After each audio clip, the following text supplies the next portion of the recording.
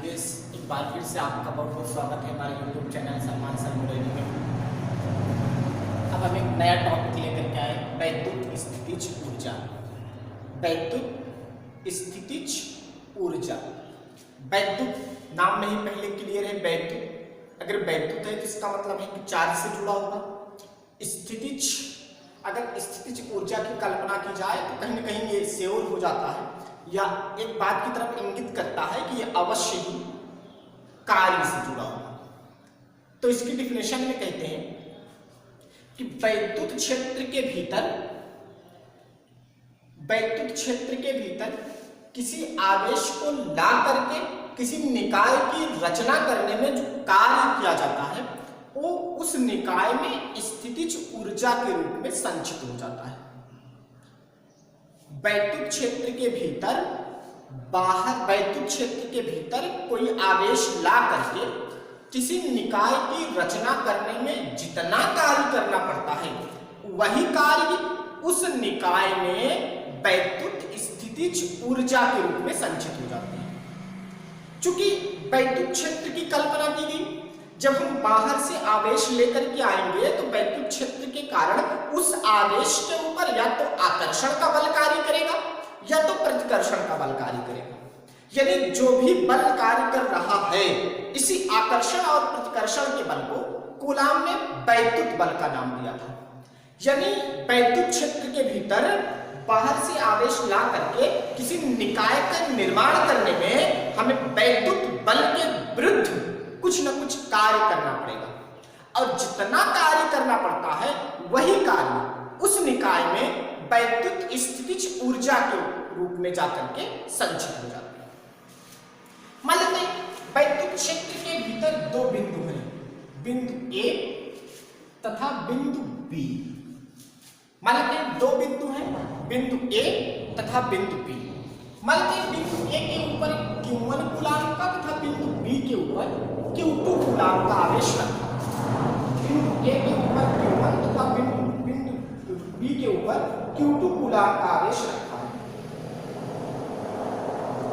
मान लेते हैं इन दोनों आवेशों के बीच की दूरी r है। मान लेते हैं दोनों आवेशों के बीच की दूरी r है। अब यह निकाय की रचना हुई, यानी Q1 Q2 दो बिंदु आवेश एक दूसरे से r मीटर की दूरी पर स्थित है। इस निकाय की रचना करने में जितना कार्य किया गया वही कार्य इस निकाय की स्थितिज ऊर्जा के रूप में संचित हो जाती है। इसके लिए थोड़ी देर पहले मान लेते हैं हम इस निकाय की स्थितिज ऊर्जा ज्ञात करने के लिए हम मान लेते हैं कि Q2 कूलाम आवेश बिंदु B पर ना होकर के अनंत पर है। मान लेते हैं ये जो Q2 कूलाम का आवेश है, ये Q2 कूलाम का आवेश B पर ना होकर के अनंत पर है। जब ये B पर ना होकर के अनंत पर होगा तो इसका मतलब है कि इसके ऊपर Q2 का कोई प्रभाव नहीं होगा। जब Q2 का कोई प्रभाव नहीं होगा तो बिंदु B के ऊपर केवल Q1 का इफेक्ट पड़ेगा।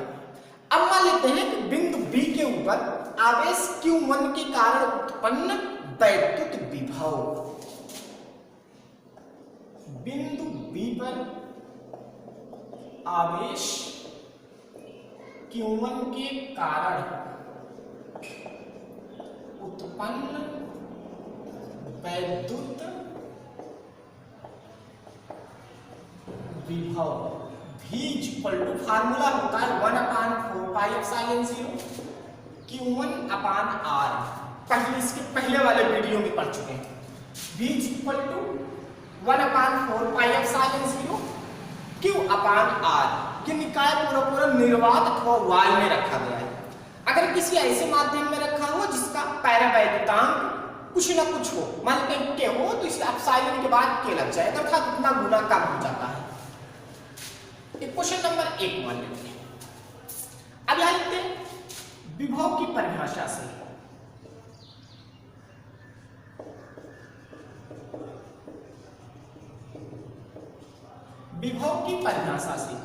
विभव की परिभाषा में कहा गया अनंत से किसी परीक्षण आवेश को वैद्युत क्षेत्र के भीतर किसी बिंदु तक लाने में किया गया कार्य तथा परीक्षण आवेश की निष्पत्ति पर वैद्युत विभव कहते हैं। अब Q2 को हमने मान लिया था अनंत पे, मान लेते हैं अनंत से इसको बिंदु B तक ला रहे हैं। जब अनंत से इसको बिंदु B तक लाते हैं तो विभव V इक्वल टू फार्मूला हो जाता है W अपान आवेश यानी Q। तो हमने Q2 लाया है तो यहाँ Q2 लिख देंगे, बाई 1 करके क्रॉस मल्टीप्लाई कर देते हैं। 1 का W में मल्टीप्लाई करेंगे तो W, V का Q में करेंगे तो V into Q2। W is equal to V की वैल्यू, क्वेश्चन नंबर 1 से V की वैल्यू रख देते हैं 1 upon 4 pi epsilon 0 Q1 upon R into Q2।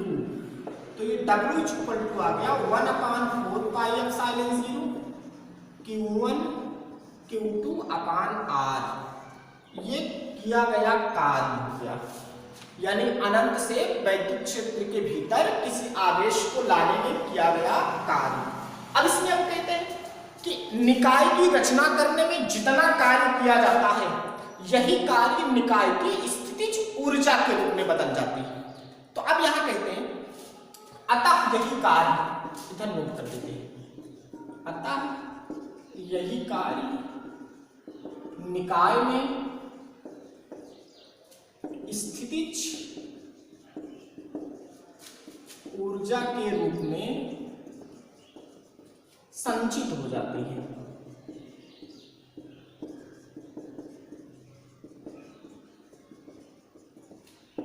इसलिए U is equal to 1 upon 4 pi epsilon 0 Q1 Q2 upon R। ये निकाय की स्थितिज ऊर्जा का फार्मूला हुआ। धन्यवाद।